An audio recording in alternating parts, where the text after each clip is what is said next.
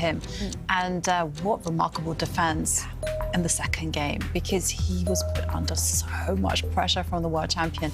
And it looks like we might be seeing a repeat, no we're not, of game one. And here we go. It's going to be a Queen's Gambit declined. It's game 3. Magnus, let there be no doubt, with the white pieces. Yeah, Magnus really wants to win this one because he's playing his favourite opening, the Catalan, against Pragg right now. It's really helped Magnus win the title, the World Championship match in 2021 against Jan Nepomniachtchi. He's been playing it religiously ever since in these really kind of critical battles against the top guys in the world, and that shows how much respect Carlsen has for Pragg, choosing his best opening. Pragg, meanwhile, grabbing a pawn here, and I'm expecting Magnus's light squared bishop to develop. The Catalan opening is just characterised by white's light squared bishop on the long diagonal, and even if black is a pawn up, short term, long term, white always has compensation due to control in the centre of the board. And good opening choice here by Magnus. I guess Pragg would have predicted this. This is his main opening, isn't it? I mean, it's showing that Magnus has given his young opponent a lot of respect. You know, he's not messing about 1A4, 1A3 today. He really wants to win this match and win the whole title. And yeah, I mean, he like you said, he's prepared this opening intensely for the World Championship match against Nepo. It's probably one of the biggest preparation openings that Magnus has ever worked on. So you must expect him to, you know, if he shows his preparation, to get something from the opening. But Pragg's also incredibly well prepared, so interesting opening battle ahead. And this bishop move is a main move. I'm not too aware of the Catalan ins and outs, but Magnus thinking a little bit now. Yeah, and it's known as a very ambitious move, this last bishop move. We've talked about it in past days, Simon. This light squared bishop for black, is the problem piece. That bishop needs to get out of its pawn chain, and I'm surprised Magnus doesn't go for the most kind of critical continuation. He brings his queen out to a very decent square, but white could have hunted down the bishop pair if he was so inclined. Okay, instead, white just wants to regain his pawn, Magnus, and he's looking off. Am I wrong there? He's looking off to the left side. He was a moment ago. That normally tends to indicate that players are just trying to recall what they've studied before.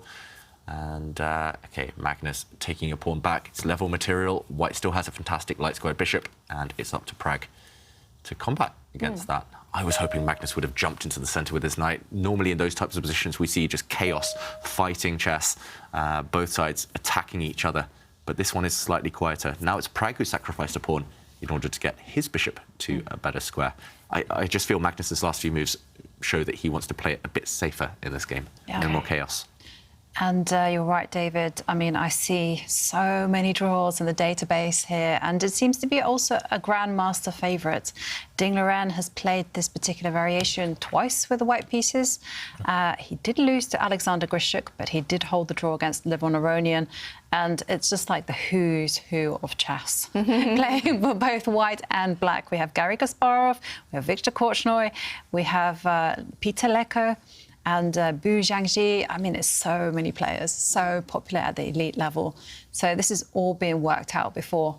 Yeah, and look at Pragg now. He's just closing his eyes, just not meditating. He's more trying to recall what he studied before. This does have very solid, very good reputation for black, this kind of defence against the Catalan opening. So maybe he's just trying to remember what the most accurate kind of follow-up is. Black needs to regain his pawn, the white pawn that's just moved on the c5 square, and if he regains it and keeps the rest of his position healthy, he won't be in too much trouble. The pawn structure will just be symmetrical. All right, so over the course of this 2022 season, we've gotten to know Tai Prus Zimmerman. He's doing all the stats for the Meltwater Champions Chess Tour. He's one of those great guys that knows every single formula in Microsoft Excel or Google Sheets. And he has done stats now for the chances Pragg now has to win to the FTX Crypto Cup. And he says that just based on ratings and my game prediction formulas, my rough odds for different results for the last 2 games is 19% chance for Pragg to win this game, 24% chance for Pragg to win the last game, game 4, which translates to roughly a 21% chance for Pragg to win the Rapid, which means he will win the tournament. So 21%, I don't know if that's high or low, but it is a chance. Yeah, but Kaya, what about our real expert? I mean, That's true. That's true. This guy might have some degree in stats, but he's nowhere near the level of Jovanka. Now over to the real star, Never Jovanka. doubt a woman's gut feeling when it comes to the stats and percentages as well. Exactly. So what is, real expert, what can we expect from the next two games? Higher than 21% or lower? You're making me blush. I think it's higher. Yeah. Always higher than 21%. I mean, it's so low. Yeah. It's incredible. In the last game, both Simon and myself thought Magnus was going to go and win just 80, 90%. You were like, 50, 55. and then it was a draw. I know. How did you do it? Yeah, like Jovanka foresees the future. It's definitely the stats expert on the team. So we need to hear from you, Anka. What percent do you give Pragg to win in the rapid portion? I feel like you can trust my stats like you can trust that octopus that was predicting the World Cup results. Oh, we should have done that, by the way. Add some animal. Yeah, actually, that would be a good thing. Oh, that's true. I mean, we have a lot of good viewers at home. Yeah. I'm sure that they could also come up with some good predictions. Yeah, if you have an animal at home, make a bowl of food with Pragg's name on one, Magnus' name on one, and whatever bowl the animal eats from. Well, that will be the winner of the FTX. We can kind of compile as well their stats. And there you go, Kaya. We'll know beforehand. It will be fate. Yeah. And I like it. Meanwhile, I'm trying to think, if we talk about classical ratings, I know we have tour ratings here, but Magnus, he's over 2850. Praggnanandhaa, he's closing in on 2700. I think Magnus there would be expected to win around 65% of the time. So Pragg, his chances would be 35%. But if we kind of assume this, let's say for argument's sake, this game is a draw, Pragg in the final game has the white pieces. If, according to classical ratings, at least he would have 35%. In a one-off shootout, if it's just the final game and he has white, yeah, it's decent chances, right? He's definitely not out of it, as long as he doesn't lose this game, Pragg. So this is a key game. And some critical moments ahead. White's queen that was under fire has taken a step back, but the whole way back. I guess maybe the only safe square for now where she won't get harassed by some pieces. This is very similar to what Pragg did in the last game, just dancing around with the queen quite a lot early doors. And he did regret it, Pragg. He lost a lot of time. Magnus committed this mistake yesterday against Duda and lived to regret that. Oh, sorry, 2 days ago against Duda and lived to regret that. Yeah, I'm not so sure. I guess it's worth pointing out as well that this is the first chance in the whole of the competition that Magnus has to win the event outright. If he wins this game, Pragg can only draw the match and he comes first. So if he wins this game, he takes first prize. So this is an opportunity. And he'd be well aware of that as well with the white pieces. So it is a very big game. Any other result, the tournament continues. So, yeah. Absolutely. Big. And Jan-Christoph Duda and Anish Giri, well, they can now sit down and enjoy the drama in this match because their match is now finished. Duda winning the first two games and a draw here in Game 3 means Duda takes all 3 points. And let's hear from the winner in this match. A clean conversion on your first try this time, Duda. How would you summarize your Miami adventure? Yes, I think I was in pretty bad shape. So actually, it's pretty nice that I managed, to win almost against anyone in such state of mind. Of course, I think I could have gotten more points for sure. But on the other hand, I mean, when you win 3 last matches, there it's always nicer, of course. Do you like this format? Yes, I do. Yeah. And it's now going to be the next major being played in San Francisco. Is this something that you are really hoping to qualify for and to play in and to try to almost defend your first major title that came earlier this year? In San Francisco? Yes. Yes, of course, it would be nice to qualify there. Yeah, I'm happy, to play chess.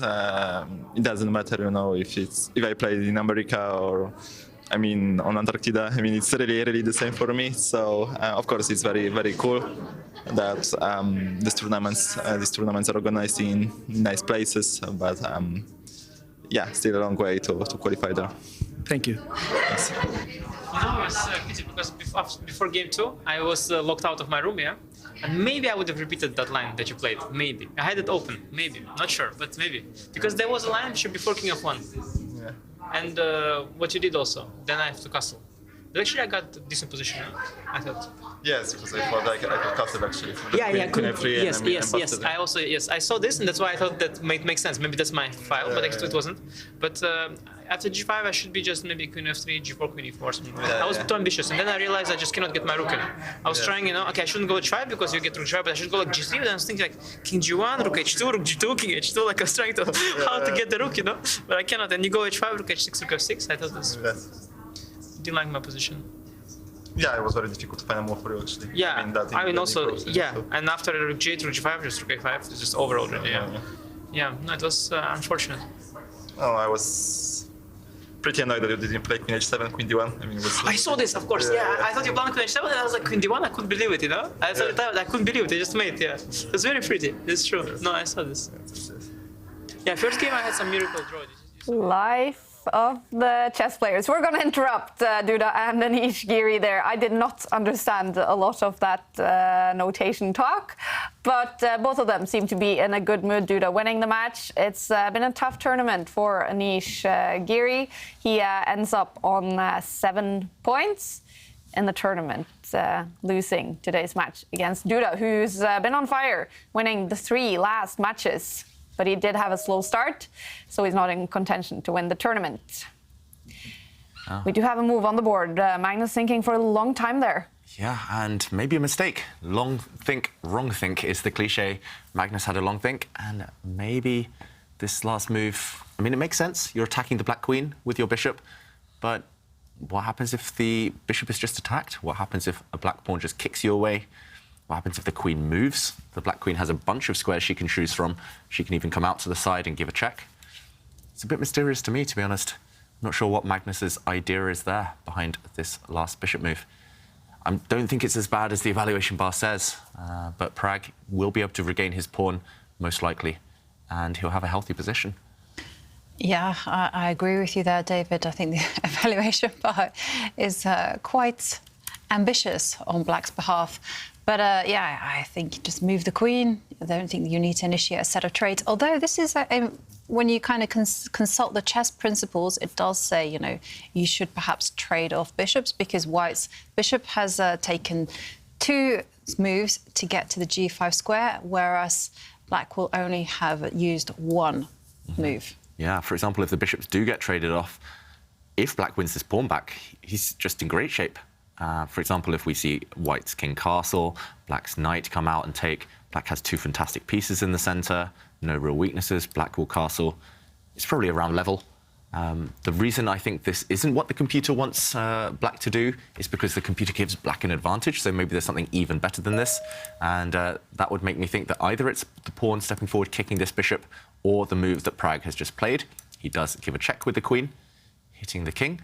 Magnus's idea, most likely, is to just develop the white knight, putting the knight on a good square, blocking the check. And when a pawn is captured back, White will just castle. And some threats against this black bishop in the middle of the board. I'm not sure whether Black wants to allow that capture, allow that trade, and if he doesn't, then he will still need 1 more move to castle. It is heating up, actually, and we do see the bar back in White's favour. And interesting position, looks pretty balanced on the face of things, but there will be tactics, just like we saw in the previous 2 games, where things suddenly turned, and there were all these kind of hidden ideas under the surface. Yeah, what do you guys think? Still in the balance, still Pragg with 21% chance today. Yeah, that's just not enough. I mean, Jovanka knows, so you know the odds, Jovanka. I'm with you on this one. And I mean, this position just seems very rich. I think at the moment, all the pieces on the board. Magnus going for an exchange of queens here, which makes some sense. I mean, but I thought developing a piece made more sense, to be honest. I guess he's just happy to get the queens off the board and play that position. It looks like it might come down to Black's bishop in the middle of the board. If you see that bishop, it is quite strong at the moment. This light square bishop right in the middle of the board, but if White can either capture it with a knight at some point or kick it away, then I think white will have a very comfortable advantage. That's, just briefly looking at the situation, what I think could be important. Is black's bishop in the middle strong or weak? Black is also a couple of moves from castling as well, right? So it's, I kind of prefer Magnus's position, no matter what the computer says. Yeah. So I don't know why the computer is, saying that Pragg's doing fine here, but who knows? Yeah. I mean, he's probably doing fine, but not much more than fine, right? Yeah. I mean, if black is accurate, the queens come off, it's just level and very balanced. It's hard to imagine black ever having the advantage right now. Just so symmetrical, the pawn structure. Yeah. But sorry, Ivanka. Yeah, so I was just going to say, and black doesn't really have any bad pieces. So I do think my radar is saying, bang on, 50%. I am worried about this bishop in the middle. I mean, let's say you do exchange queens, right? I mean, I don't know if we get a chance to look at this, but I mean, potentially, if you do exchange queens, which is not, the knight comes out and, I mean, look at this bishop. You don't want to allow that one to be exchanged. And if it does drop back, maybe white can move his knight and go for some tactical ideas, potentially. I mean, it might be all right for black, this, but it looks a little bit scary. The knight coming in, maybe. Yeah, you could even throw that in last move if you want to be really flash. But I don't. Flashy, Simon. I know, but threatening a nasty checkmate. Oh no, I've left my rook on pre. Oh no! So, take your rook. Yeah. And then whoops, checkmate. So there will be tactics in the endgame, even if the queens come off, and Pragg decides, okay, he's not going to capture it on white's terms. If we go back to the current position, he's afraid of this bishop actually coming under fire, isn't he, Simon? So he dropped it back first. And I guess if black gets time, you want to kind of kick away white's bishop from your half of the board. You want to somehow develop this piece, but you can't until the queens come off, because white's queen is tying you down to this square. And I mean, if the queens disappear, and for example, now if white makes a slow move, let's say pushes a pawn, then if a queen trade happens, a bishop trade happens, I think we'll see a draw. I just think Pragg here, black, is too solid. Okay. Very interesting. It's tense. This is game 3 in their match. Magnus moves his H pawn. Any surprises here? Nope. The black knight will just happily retreat back to a safe square. Still very balanced. Yeah. We did see Pragg with great endgame skills have Magnus Carlsen frustrated after game 2. Let's go to Miami. Tanya, who do you think now will win the FTX Crypto Cup? It's so hard to say with the way the two are playing back and forth. The first game, Pragg misses. The second game, Magnus had his chance. What we do know is that this is a big fight, and that's exactly how we like it. But I think the more the match continues, the advantage shifts towards Magnus, because he just needs to actually draw the tie breaks, go into a playoff to win it. So Pragg needs to score in the next 2 games. Now, while it's pretty intense and the action's hard inside, Miami's having a lot of fun outside the playing hall. So let's catch up with some of our spectators here. And Sasha, you're having fun here? Yep, I'm having a ton of fun. Thanks. Are you watching the match? Because I see you playing a lot of blitz around here. I'm doing both. I'm trying to. And is it inspiring to see these guys play inside? For sure. I've been watching them since I've started playing chess. Now, you told me you're a big Magnus fan. Yeah, I am. But yeah, I am. All right. Yeah. All right. Well, all the best for your game. Now we've also got Jan Krzysztof Duda and Jan Ludwig Hammer with us. Guys, check this out. I'll ask you first. Do you get that a lot? Apparently so, yes. Ever since arriving, yes. Everyone said, "Oh, Jan Krzysztof, nice to see you." Like, are you family, friends? I'm like, okay, I don't know. I'm just here to have some fun, and I am. It's a lot of fun. Great games, here outside in the mixed area. Great games playing as well. So hopefully Pragg, goes to the 4th game, has some chances, and see some more exciting games coming up as well. So cheering for Pragg. You're cheering for Pragg. What do you like about Pragg's style of play? Just, controlled aggression. Very calm, very nice, I like everything about him. Well done. It's actually pretty amazing that he's all of 17 and the kind of control he has over his nerves. Now, Krzysztof, you have come all the way from Belgium for this event. Correct, yeah. I played a lot of chess as a kid, and I took like a break for 15 years. I'm back into chess since a few months. Enjoying it, and I have some time off now, so I thought, why not make a holiday to Miami, combine it with the chess. It's like a crazy trip, but it's super nice to be here, and I'm enjoying it a lot. Wow, it's amazing to have you guys here. Enjoy the rest of the evening. There you see Miami having fun on the weekend with lots of chess. Absolutely, and that really is a Jon Ludvig Hammer lookalike. And I can also see the Jan Christoph Duda. Wow, interesting. Jon Ludvig Hammer, he is the main commentator on Norwegian television right now for TV2. They are definitely following this action, hoping Magnus Carlsen will win it, whilst the whole of India is rooting for Praggnanandhaa. The bar is slightly over to Magnus' side, but only 16 moves so far in this game. A little bit of a slower game, it feels like. Yeah, definitely a slower game. I think the nerves are starting to kick in for both these players. Magnus, of course, would love to win this game, would love to kind of clinch the tournament immediately, but it's not maybe the type of position where he can get too excited yet. Spending a lot of time, Magnus, as well. He took a safer choice in the opening. Thus, we see all the trades that are about to happen. One set of knights have just left the board. Queens are about to leave the board. Light squared bishops are about to leave the board. The computer thinks white's doing pretty well, but it's an advantage, and it's the type that could just disappear in one move. Yeah, I agree there, David. It's so small advantage for Magnus. And, well, we do have a caption competition for today, where we are asking you at home to caption this picture. The best caption wins a one-year subscription of Chess24 Premium membership. And, well, Maciek Niewiadomski says, oh no, Giri will tweet about it, won't he? And Yeet Capital says, when you accidentally open with the Bomb Cloud against Magnus. Ooh, accidentally? Yeah, I have actually done that. Ooh. I was actually wanting to put my bishop on that square. And before I knew it, I put the king, and I was like, no way. And yeah, so keep those funny suggestions coming. Remember to use the hashtag ChessChamps, and the funniest ones, we'll read them out on the show. Yep. Good job, you guys. It's a lot of fun to read your captions. And Praggnanandhaa, this is not the reaction he hopes to have today. This was actually after a big blunder yesterday to lose his match. He's going to hope to have that hand in the air celebrating his win in the FTX Crypto Cup. A draw here in this game will give him okay chances. He will have to win the last game with the white pieces. Yeah, the good thing for Pragg is that now yesterday and that blunder, that horror kind of self-mate, it's all forgotten. The two games today, the two games we've had so far, I think they were just a great way to banish all those demons. He survived them. The score is 1-1. He couldn't have hoped for more. He will have white in the last game.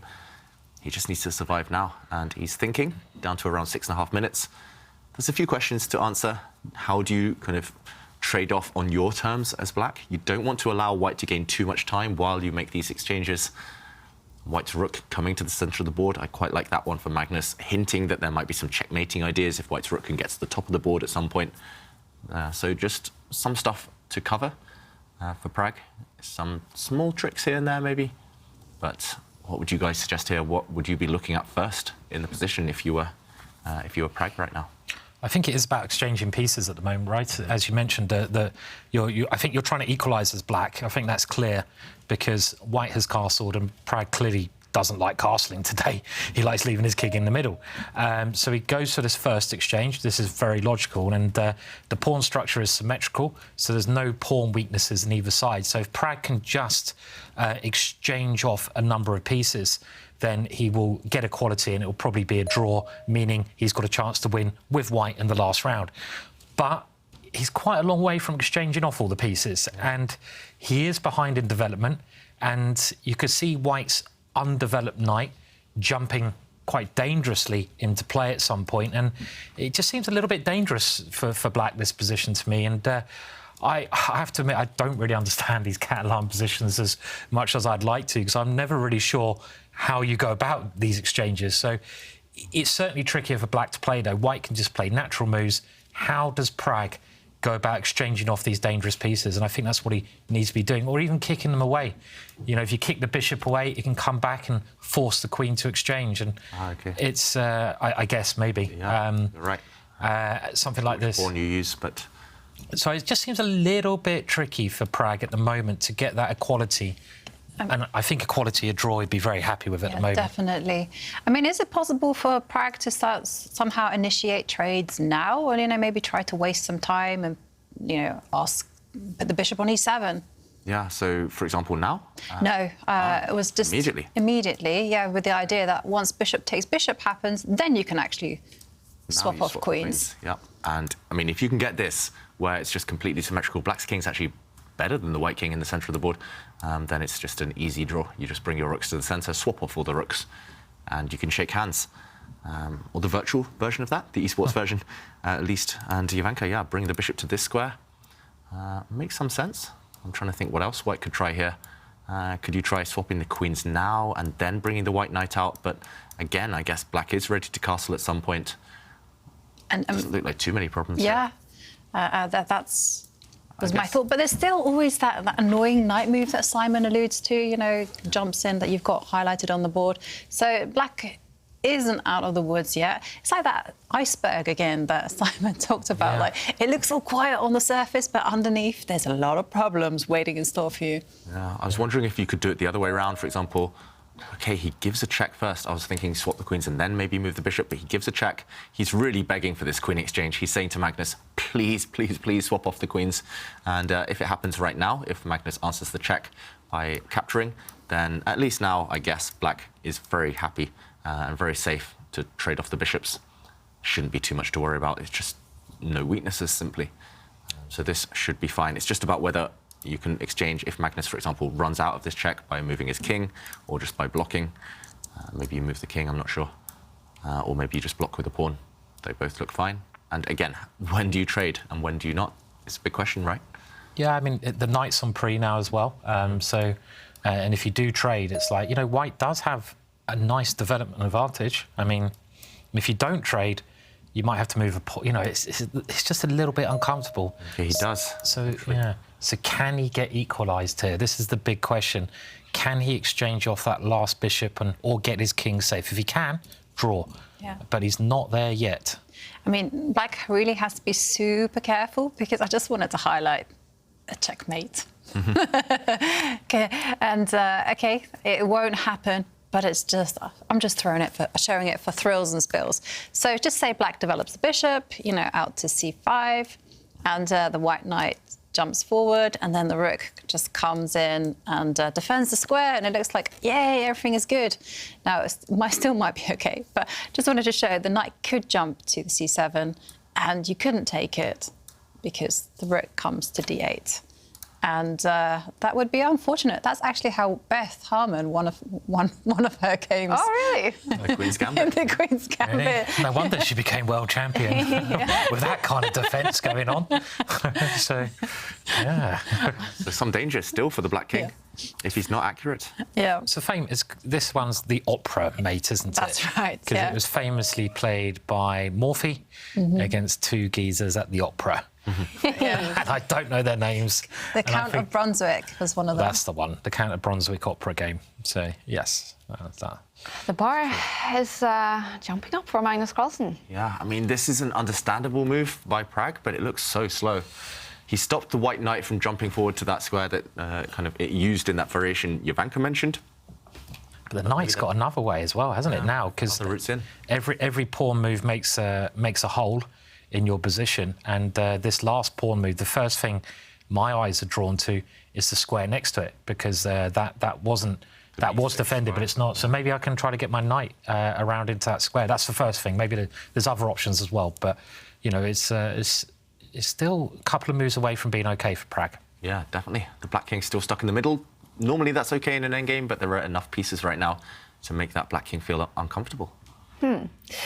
All right, it's a lot of drama inside the arena today, but there's also some funny moments. And of course, Hans Niemann is the man behind the funny moment, currently playing his match and game 3 against Liemle. But he really had to go to the toilet, so he was allowed to run out of the arena to do what he needed to do. And he's back now. Run, Forest, run. Yeah. Had to be Hans Niemann. That would be a caption for our competition, And you got to go, you got to go. Yeah.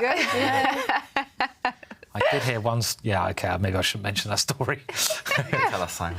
Yeah, It's just between us. Yeah, no one else Nobody is else. listening, are they? Oh, that's good to know. No, I mean, very quickly, I know there was a grandmaster who I won't mention the name of, and he was trying to get his well, he wasn't a grandmaster at the time. He was playing a very important game on a stage in a competition, and he needed to get a result, a draw in this game to get a grandmaster norm, but he really needed to go to the toilet. He was short on time on the stage.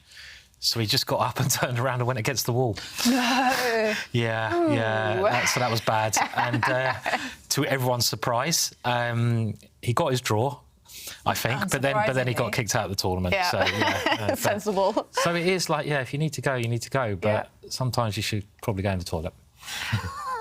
The moral of my story. I don't know. Just remember hearing that story. Learning thinking, from you every day, Simon. Yeah, it's not as good, is it? But I have to say, it's actually a very real over-the-board dilemma. Like, especially when you don't have much time, and you're just like, do you risk it? Anyway? Let's leave this subject behind. Yeah. Let's not run with it, Yovi. You don't have to go there. Two moves on the board. Yeah, meanwhile, talking of you don't have to go there, White wants to come into the black camp now. He's jumped in with his knight first, and now Magnus, he's going to challenge black's rook, which wants to trade itself off for white's rook, but he's going to use the white bishop to go and attack it. Just looking on his screen, there we go, we see a trade. And now, how does black relieve the pressure? White's rook is ready to enter the 7th rank. Look at those two white pieces, they're kind of fixed in the heart of black's position, and it's, as you mentioned, Simon, those black pawn moves that he made earlier, Pragg, he's just allowed white in. He's allowed Magnus to sneak in. And Pragg down to 2.5 minutes, Magnus over 4 minutes. The clock could become a factor. OK, he's trying to use tactics here, Pragg, to keep his position stable. So now the white rook cannot really enter safely. If the white rook goes in, it will either get captured or the pieces defending it will be eliminated. Maybe a bishop for knight trade, if Pragg can time it correctly, will relieve some pressure. But yeah, it still feels like it's all about Magnus. It's all about white, and he does love these positions. Catalan expert, but also when there's no risk, when he can kind of maneuver around, set 2 or 3 move traps here and there, either positional traps or kind of traps to win.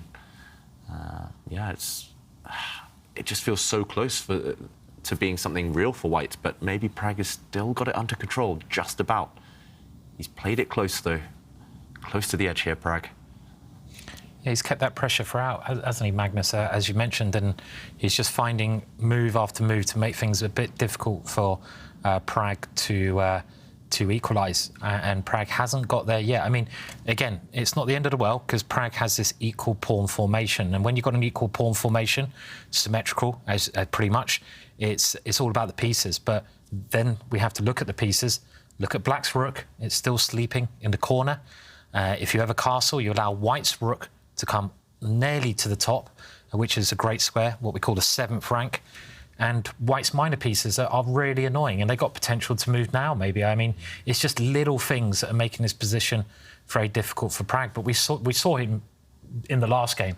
I mean, I think his position in the last game was worse than this. Way worse than this, yeah. It was, and he survived. So he's got to do the same again in this one, and then he gets the white pieces. Remember, if Magnus wins this game, he's won the Miami? What's Miami? Miami, I think Miami, it is. and Miami, and he comes in. He does come in, Yeah. and this move, I think, is so crafty. I mean, the black king cannot step forward now, and Magnus's whole idea is that if black castles, then the knight will actually step back and start attacking some pawns, and then he will get a favourable version of a rook if black decides to trade a rook and bishop versus rook and knight. Yeah, let's just show that, Jovanka, because actually Praggnanandhaa will be having nightmares, be having flashbacks if this happens. So if the black king finally does castle, castling will move 25, pretty late, attacking the knight now. As Jovanka mentioned, the knight will drop back, attacking this pawn, you can trade it off. But a situation like this, rook and bishop against rook and knight, Pragg yesterday twice lost against Duda when he had a rook and knight, which he would have now, against the opponent's rook and bishop. So, yeah, Pragg would not like that assortment of pieces. He will not like that exchange. He doesn't castle. Maybe he just won't in this game. Instead, he pushes a pawn. At least there's an escape route for his king if he needs. But what is he doing here? I mean, I guess his idea after the bishop steps back is not to capture, because then there would be a knight fork check and winning a pawn. Instead, I guess his idea is to actually move his king out the way and just take this knight, although some calculation is needed here after a capture and the rook entering the position. Maybe black's just about surviving. If white's rook takes this pawn, then the black knight will move and double attack, hitting this rook, hitting this bishop. It's becoming so complicated. He's holding it together with tactics, Pragg, with deep calculation. This is a 6-move variation, a 5-6 move variation, but he's worked it out. Quickly as well. So quickly. This is how good he is, Pragg, the youngster. And this, I had to take a while just talking myself through that, but he worked it out in a few seconds. Yeah, and again, it's the iceberg thing, isn't it? I mean, this is what great positional players are great at tactics. I mean, this is something we've seen time and time again, and now Magnus is trying to still keep hold of some of the holes he has by swapping bishops. But yeah, I mean, behind every good positional player is a great tactical player. Yeah. I think it's you know, you can't just be a good positional player without tactics, because to get good positions, to get those positional things you like, you need to use tactics. And what do we think of this last move, bishop going? Why not just trade it off? And then, I know it's better late than never, but you could castle, or maybe could you just bring the rook this way, try to sneak it in? Like if white enters the 7th rank, maybe you can challenge. If you can swap these rooks off, you'll make the draw. Still some work to be done. Okay, he castles immediately, so he's actually going for something similar to what we just showed. This is the current position. He finally castles on move 26. Better late than never. Well, what move was it last game? Because he's not he's castling like pretty late, you know. Didn't someone say to you that you never castle, David? Yeah, Magnus said that to me. Wow. And we talked about Hammer earlier with his lookalike. I once castled on move 37 against Hammer. That was my castled queenside. And did you win? Yeah. The problem is castling wasn't even a good move, but I just had to do it because it was so flashy. And he nearly jumped off his chair. He forgot it was possible. Meanwhile, Magnus, okay, it's rook and bishop versus rook and knight. Pragg lost 2 games with that yesterday, but now he's attacking this weak pawn. Yeah. I guess the reason rook and bishop work better than rook and knight is because rook and bishop together, they basically do the same job as a queen. And they move in the same way a queen would. Rook and knight just don't combine as well for some reason. Okay, big threat. Guard this pawn. And when there's pawns on both sides of the board as well, that's, you know, if you think about bishops and endings, when you have pawns on the left and right, queen side and king side, the bishop is generally better because it can basically aim at both sides in one move, right? You can control both sides of the board, but the knight, it can't do that because it takes a long time to get from one side to the other. Therefore, the knight is very good when there's pawns only on one side of the board. That's when it's generally better than the bishop. So it's just worth remembering, if you get to an ending, about these small things. And there was a very famous ending Bobby Fischer had, bishop versus knight, and I can't remember his opponent, but we see a pawn sack here, first of all. Yeah, we see a really surprising pawn sacrifice. White's rook wins a pawn, but Pragg dives in now with his rook. So he's hitting the queenside pawns over here, but maybe these can be defended. And this pawn in the middle is at least defended by white's rook. I'm wondering what happens if, for example, the bishop drops back to defend these pawns. If the bishop drops back, the knight will just spring forward. And then the white rook gives a check. Yeah. The black king can move. It's another check, however. I mean, but Pragg is seeing everything so quickly. But I don't know. I'm scared for him. He's a pawn down. This pawn is attacked. Maybe he can hold it together, but he's really living life on the edge here. Yeah. Pragg. Okay, he instead brings his king in. Maybe this is the best way at hitting the rook, which has to retreat. I guess his idea at some point is to start launching these pawns forward to make the white bishop feel uncomfortable. I mean, if he holds this, what a defence. Just active defending, not materialistic at all. And he's going for your plan, David. And it's suddenly becoming a slightly awkward for white as well, because you don't really want to be letting go of that contact with the those pawns on the left. Yeah, these pawns might drop off. Pragg, he's opened up the game. It's a 3-result game now. Magnus maybe having to be careful. Both players around the 1 minute mark. I'm expecting Pragg to continue pushing some pawns, maybe the black A pawn. Yeah, I mean, again, he's a pawn down just like he was in the last game, but if he defended that, he can defend this, and the computer approves of his sacrifice. It's so mature. I mean, that wouldn't have come across my mind, I've got to admit. Maybe if you give me half an hour, but Pragg spotted it in a few seconds, and now he's kicking away white's rook. He really wants to try and trap this white bishop with his pawns. White rook's got to be careful where it goes to. But it is a pawn. It is a pawn. And if White can just maintain that pawn and unravel his pieces somewhat, then, you know, it's a pawn up in the ending. Just a little update. I mean, I think we're all kind of rooting for Hans to get something out of this tournament, right? And it's 1.5 all in that match. I think like yesterday, 1 game to go. He's just got to avoid losing that last game, Hans. And you're going to get some money for your Uber Eats. Can he do it? So just, you know, I think we've got some secret Hans fans around, you know. Hans fans. Hans fans. Nice. Reminds me of all those rhymes and chants we had yesterday. Yeah. But meanwhile, Magnus is consolidating. That White King has come back and it's kicking the Black Rook out of his camp. The Black Rook has to retreat. There was nowhere else safe to go. If it stepped across 1 square to the left, the White King would have followed it, chased it out.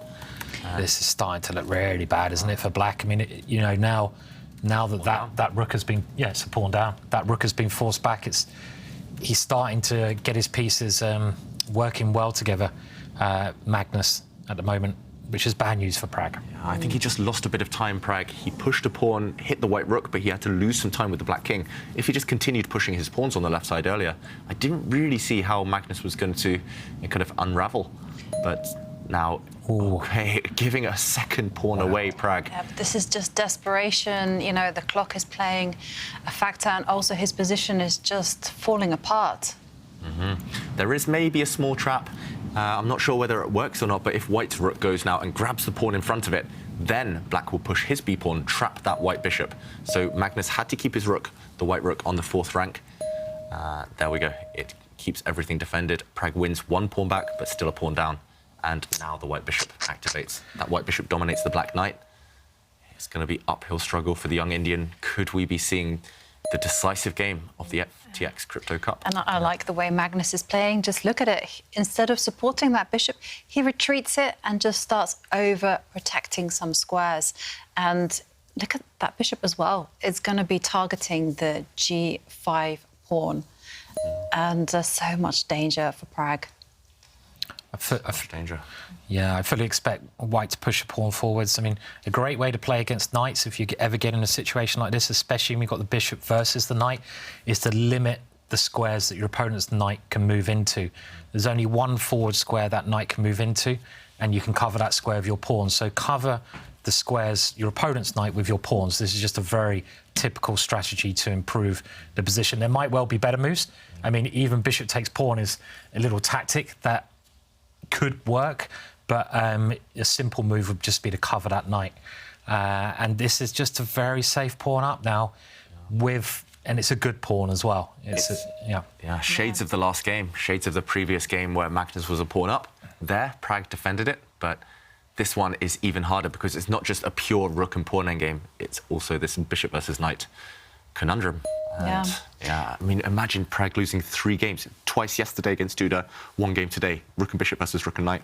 Yeah. Something to work on. Definitely something to work on. Hasn't Magnus read the script of today? I don't think he's read it. I mean, come on, Magnus.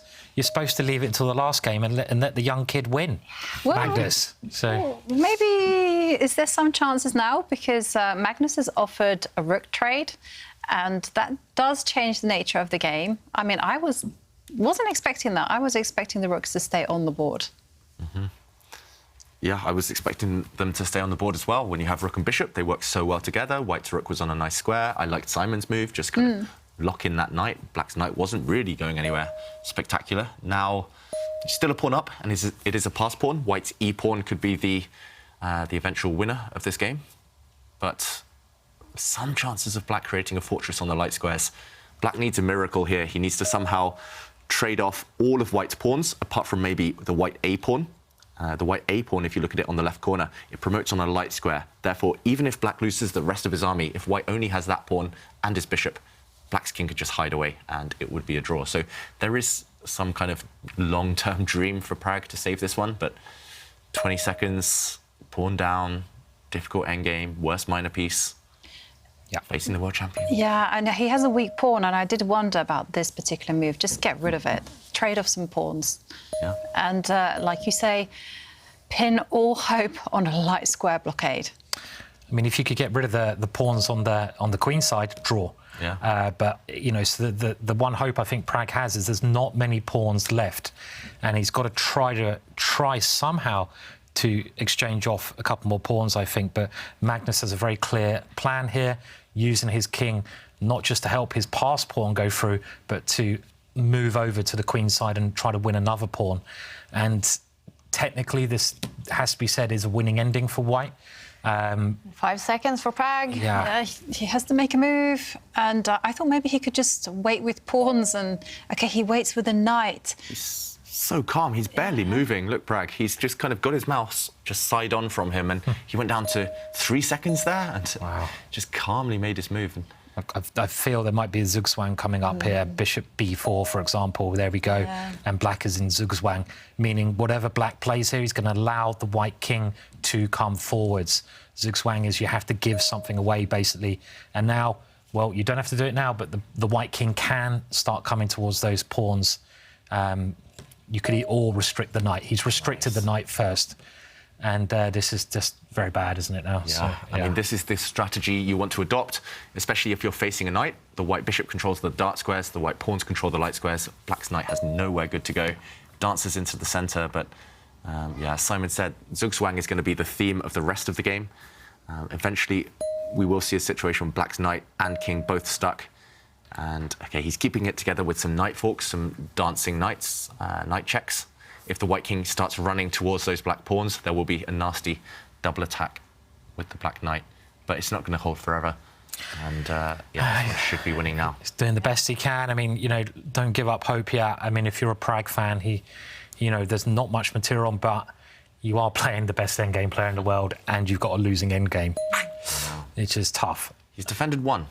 Maybe he can defend this one too. Yeah. OK, white's pawn steps forward. I'm slightly surprised by that one, just because it felt nice to keep that one in reserve, not commit that pawn. White's pawn is potentially a weakness now if the white king runs away over where it wants to go. But look at him. Again. He's got that bishop move. Yeah. The king can't move, so the knight is forced to just concede ground. But this is why I wanted to keep white's pawn back where it started, because now at least it's a target for black. Agreed. Now, if the white king runs, the white pawn in the centre drops. So this move seems to give him Pragg some chances. Yeah. Magnus. And definitely, yeah. I think he's maybe back in with a shout. Yeah. I mean, if he defends this, it's just like, oh my words, incredible. And the other thing that might work in Pragg's favour is if you look at the pawn right on the left-hand side of white's, it's queening if you get it up on the light square, and there's some endings because you've got a dark square bishop, which will also give black some hope. Just a very small technical thing there. But what's happening here now? Can he keep this blockade? Still not going to be easy. White's king does have a path towards those black pawns. So white's bishop's attacked. I'm expecting it to move. Maybe to the square where it's defended by this pawn. There we go. The white bishop and white pawn are kind of just going to keep each other cozy there, comfortable, and white's king is going to try and do the dirty work. It's still not easy. The king is ready to come, isn't it? Black's king, black's knight, they're just stuck. Yeah. Maybe it's time for black to push some pawns, and he goes for it. And I'm thinking, if you can push the A pawn 2 squares and give white a doubled A pawn. He's trying. Yeah. Then maybe there's hope in that endgame that you guys have referenced. OK, he's taken one of white's 2 remaining pawns, but Magnus stepping back now. He's going to try and create an eternal Zugzwang. OK, the black king can move, though. Can you take that pawn with white? I mean, can you... Yeah, maybe the idea is to trap this black knight in the stable. Yeah. I mean, I think you're threatening to go bishop takes pawn. I think the king and pawn ending is just winning, isn't it? We have to show this. This is the winning idea. If black just waits now with his king, bishop takes pawn. If the knight and bishop get traded, white will win. This pawn will eventually become a queen. But if you remove this pawn, one more move and black would draw. If he could just bring his knight down and take this pawn, it's a draw. But white can drop his bishop back, lock this knight in its stable. The bishop controls these squares. The knight is trapped. And simply white's king is going to come back and take it. Game over. It's a very simple plan. He can play it. Oh, no, he hasn't played it. He hasn't played it. Didn't go for that. OK. Well, he's also trying to... He's found another way, I think, to win, and this is to move his king towards his passed pawn and shepherd it through. Yeah, so maybe you play it now. Do you take this pawn now with the bishop? Maybe that's the winning idea. OK, the king drops back. It's just Zugzwang, unfortunately. You're right, Simon. If the knight moves, this pawn falls. If the king moves, then the white king's going to step forward and start supporting its pawn. Pragg is fighting for his life, but Magnus is winning this position, or should be winning this position. And remember, if Magnus wins this game, he's secured at least tie breaks. He will be the winner of the FTX Crypto Cup with a win in this game. Yeah. Hope hanging in a very thin thread for the Indian fans.